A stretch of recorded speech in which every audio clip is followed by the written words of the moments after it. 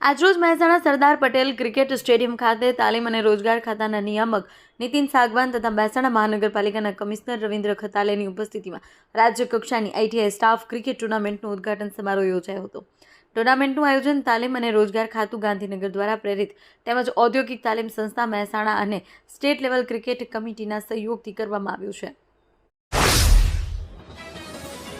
ભારતીય જનતા પાર્ટીના પ્રદેશ પ્રમુખ જગદીશ વિશ્વકર્મા તથા પ્રદેશ મોવડી મંડળ સાથેની વિસ્તૃત ચર્ચા વિચારણાના અંતે મહેસાણા જિલ્લા ભાજપના નવા હોદ્દેદારોની નિમણૂક કરવામાં આવી છે। સંગઠનને વધુ મજબૂત બનાવવાના હેતુથી આજે જિલ્લાના 8 કાર્યકરોને જિલ્લા ઉપપ્રમુખ તરીકેની મહત્વની જવાબદારી સોંપવામાં આવી છે। વિદેશ જવાની ગેલછામાં વધુ એક પરિવાર છેતરપિંડીનો ભોગ બન્યો છે। મહેસાણાના મોટપ ગામના રહેવાસી અને વ્યવસાય વકીલ શંકરલાલ બાબુલાલ નાઈએ પોતાની દીકરીને કેનેડા મોકલવા માટે રાધનપુર રોડ પર આવેલી સિંધવ એમેઝિંગ રાધે વિઝા નામની ઓફિસમાં સંચાલક ધવલ સુરેશભાઈ પટેલનો સંપર્ક કર્યો હતો।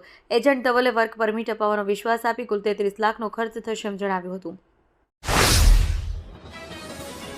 નગર નજીક ઉડાઈ નાળા અને ઉણાદ ગામ વચ્ચે આજે એક એસટી બસ અને લોડિંગ ટ્રક વચ્ચે જોરદાર ટક્કર સર્જાતા અકસ્માત સર્જાયો હતો। દુર્ઘટનામાં બસ પલટી મારી જતા તેમાં સવાર 25 મુસાફરો પૈકી 8થી વધુ લોકોને નાની મોટી ઈજા પહોંચી છે।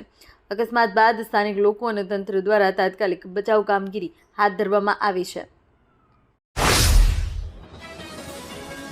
મહેસાણા શહેરમાં સોમનાથ રોડ પર આવેલા સિદ્ધાર્થ સોસાયટીમાં આવેલા એક બંધ મકાનને નિશાન બનાવી અજાણ્યા તસ્કરો આશરે 67,300 રૂપિયાની મત્તા ચોરી કરી પલાયન થયા હોવાની ઘટના સામે આવી છે। મૂળ મહેસાણા અને હાલ સુરેન્દ્રનગર ખાતે સ્થાયી થયેલા પરિવારોના બંધ મકાનમાં ચોરીની ઘટના બની છે, જે અંગે મહેસાણા એ ડિવિઝન પોલીસ મથકે ફરિયાદ નોંધવામાં આવી છે। વિસનગરની એમએન કોલેજમાં સ્ટુડન્ટ આંત્રપ્રિન્યોરશિપ પોલિસી અંતર્ગત 5 દિવસીય તાલીમ કાર્યક્રમ સફળતાપૂર્વક સંપન્ન થયો। કાર્યક્રમનો મુખ્ય ઉદ્દેશ્ય યુવાનોને નોકરી શોધવાને બદલે નોકરી આપનાર બનાવવા અને ભારતના વિકસતા સ્ટાર્ટઅપ ઇકોસિસ્ટમમાં તેમનું યોગદાન વધારવાનો હતો। વિદ્યાર્થીઓને ઉદ્યોગ સાહસિકતા માટે જરૂરી કૌશલ્યો અને માનસિકતા કેળવવા માટે એક પ્લેટફોર્મ પૂરું પાડવામાં આવ્યું।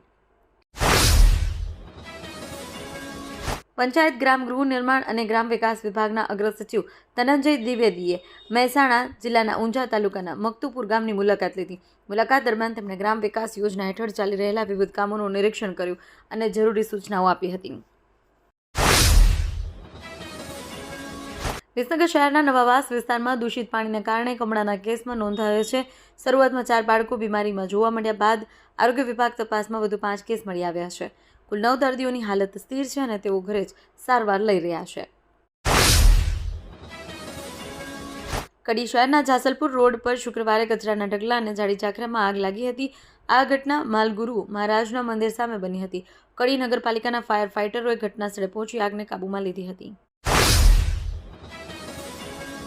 ઊંઝાના દિહોડ ફાટક અંડર બ્રિજ પર લગાવવામાં આવેલી હાઇટ ગેજ લોખંડની ગટર દૂર કરવામાં આવશે। ઊંઝા પાલિકાના કોર્પોરેટર અલ્કેશ પટેલ સહિત સ્થાનિક આગેવાનો અને જમીન ધારકોની રજૂઆત બાદ રેલવે તંત્રએ આ માટે સહમતિ આપી છે।